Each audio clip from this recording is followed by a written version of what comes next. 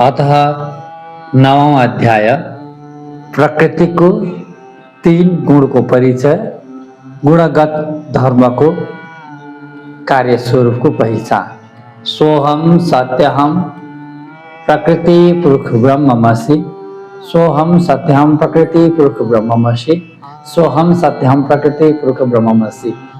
एकम ब्रह्मास्ति द्वितीयम ब्रह्म नास्ति, द्वितीयम ब्रह्मास्ति एकम ब्रह्म नास्ति। पूर्ण तेज चिदानंदम ख ब्रह्म तत्वहम श्री पर ब्रह्म नाम शाम। पदार्थ अर्थात प्रकृति में तीन प्रकार का गुणहरू छन्, सत रज तम। भन्नलाई त्रिगुण को त्रिदेव को आफ्नै परिभाषा छ। जस्तै कतिले सतगुणलाई विष्णु, रजगुणलाई ब्रह्मा, तमगुणलाई शिव पनि भन्ने गर्छन्। यो सबै भ्रम हुन्। तीन गुण कुनै पनि देवी देवता विशेष हुँदैन। देवी तीन गुणले विष्णु, शिव र ब्रह्मा त्रिदेवलाई नै प्रभावमा पार्ने प्रयास गरेको हुन्छ। किनकि प्रकृति तीन गुणको त्रिगुणात्मिकता मायावी शक्ति हो भन्ने कुरालाई स्पष्ट रूपमा हेर्न सकिन्छ। आउनुहोस् सत्वगुण, रजगुण र तमगुणको स्वभावहरूको परिचय लियौँ। सद्भाव, आत्मद्रष्टा, साक्षी भाव र सत्कार्यप्रति चाह र शास्त्रीय ध्यान सतगुणी मार्गहरूको हुनेछ। रजगुण राजकीय ठाटबाट, साम्राज्यवादी सोच विचार, देव दानव बीचको भेद, केही स्वाभिमानको आडमा गरिएको अभिमान हुने गर्दछ। तमगुण पूर्ण रूपमा मानवभन्दा माथि गिरेर गरिएको, मानवभन्दा पनि गिरेर गरिएको हरकत गतिविधि जस्ता कार्यहरू तमगुणको हुनेछ।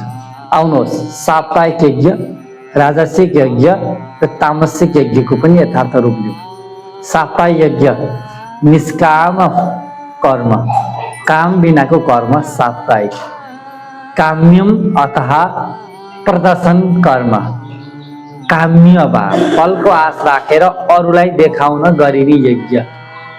तम पर पीडादायकम तान्त्रिक कर्म, तमगुण चाहिँ परलाई अरूलाई पीडा दिने तान्त्रिक गतिविधिहरू हुने गर्दछन्। आउनुहोस् तीन गुणको भोजनहरू, घिउ, घृत, दुग्ध, दग्धी, मधु, शर्करा, चावल, पिठो, किट्ठा, भ्याकुर, कन्दमूल इत्यादि सत्वगुण। रजगुण पिरो, टक्क, चुकिलो, अमिलो, रसिलो, जागरिलो। तमगुण कुहिएको, सडेको, गनाको, लाग्ने, लट्ठ्याउने, तर्साउने, झस्काउने। आउनुहोस् अब म अनाजहरूको नाम र अनाजबाट प्राप्त हुने गुणहरू पनि भनिदिँदैछु।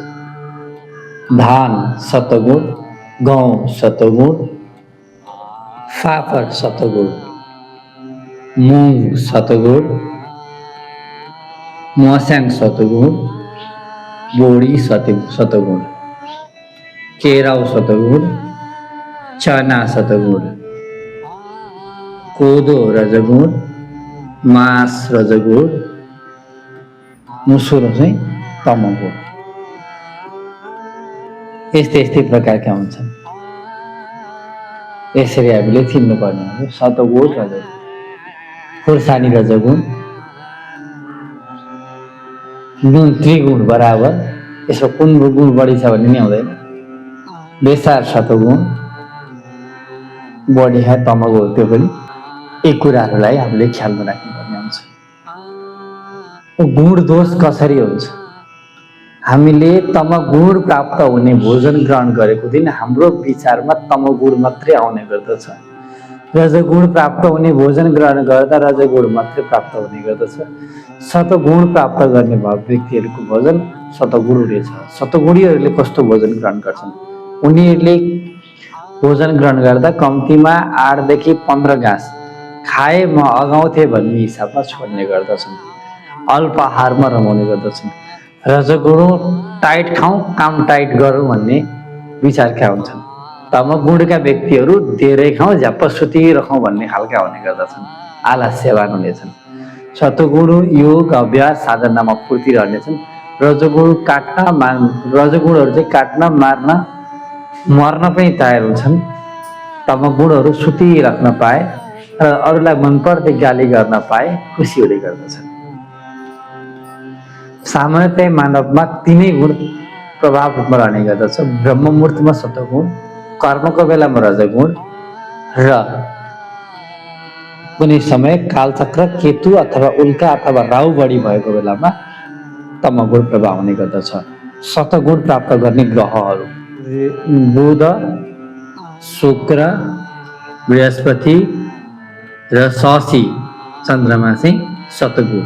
सूर्य, पृथ्वी, मङ्गल र शनि, सूर्य, पृथ्वी, मङ्गल र शनि रजोगुण। अब आयो उल्का, भ्रामरी र छाया अर्थात् राहु र केतु। उल्का, भ्रामरी, राहु र केतु भनौँ न, छायाभित्र दुईवटा ग्रह हुन्छ। उल्का, भ्रामरी र छाया चाहिँ तमगुण। यसरी 9 गुण, यसरी ग्रहहरूको पनि गुण विभाजन भएको छ। आउनुहोस् गुणको प्रभावलाई आत्मसात गर्दै गुणभन्दा माथि उठी गुणमा डुबेको अभिनयात्मक ढङ्गबाट लीला कसरी गर्ने हो। युग घोर कलियुग छ। घोर कलियुगमा तीनै गुण मध्येमा तमगुणले धेरै प्रभाव गर्ने गर्दछन्। सतयुग र त्रेतायुग सतगुणमा पर्दछ भने द्वापरयुग रजगुण र कलियुग तमगुण अन्तर्गत पर्ने गर्दछ गुणको हिसाबमा पनि। त्यसकारण कलियुगमा अत्याधिक तमगुण आउनु भनेको स्वाभाविक र प्राकृतिक सम्मत पनि मानिन्छ। त्यस्तो अवस्था हुँदाहुँदै पनि हामी गुण रहित रही कार्य गर्नु अति आवश्यक र चुनौतीपूर्ण कार्य हो। गुण बिना लीला पनि हुँदैन, तर गुणमा डुबाइन मुक्ति पनि हुँदैन। त्यसैले अभिनयात्मक गुणमा प्रवेश गरेको बहानामा गुणभन्दा माथि उठ्ने केही सूत्रहरू छन्, टिप्नुहोस्। 1. कृतन। 2. समभाव व्यक्त। 3. त्रिगुणभन्दा फरक म छु भन्ने कुराको स्मरण। 4. मैले गरेका कर्म अभिनय हो, यो माथिबाट जे लेखिएको छ त्यही अभिनयलाई पूर्ण गरिरहेको छु। 5. निसन्देहपूर्ण आफ्नो कर्म संस्कार ईश्वरमा समर्पित। 6. जहाँ जे रहे पनि सत्वगुण हुँदै यो गुणभन्दा पनि माथि जान पाऊँ भने ईश्वर शरणागत रही गरिने प्रार्थना बाहेक अरू कुनै पनि विकल्प छैन। यसकारण सबतत रूपमा गुणको बारेमा भन्न मिल्ने कुराहरू यति नै हुन्। त्यसकारण थोरै भोजन धेरै बल, यो आजको सैद्धान्तिक प्रवचन रहेको छ। थोरै भोजन धेरै बल, धेरै भोजन धेरै मल, अर्थात् थोरै बल। निष्ठाको नीति, सत्यको बाटो, अहिंसाको मार्ग, सत्यताको चेतना, गुणभन्दा माथि उठी सत्वगुणको अभिनयात्मक अभ्यास, यही नै हाम्रो मुक्ति मोक्षको प्रमुख मार्ग। आजको अध्याय परिपूर्ण। भोलि अन्य विषयमा चर्चा गरौँला। आमेन।